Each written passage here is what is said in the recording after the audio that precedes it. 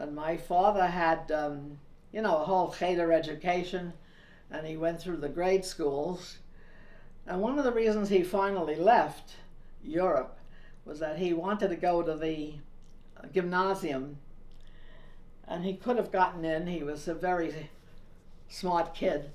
But when my grandfather found out that he would have to wear a school uniform, that all of the buttons had these saints' figures on them, he wouldn't let him go to school there. He says, you can't wear that, nothing doing.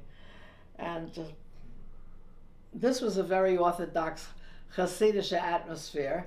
And my father got a job in Warsaw, I guess, and he would come home, a real Warsaw sport, with a starch collar and a tie and a regular suit jacket. He had gotten rid of his payas. I don't know whether he put them back or really cut them.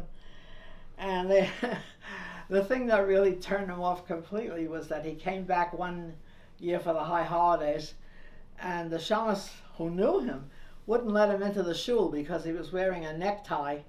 And that's, after the fashion of the goyim, you can't come in here.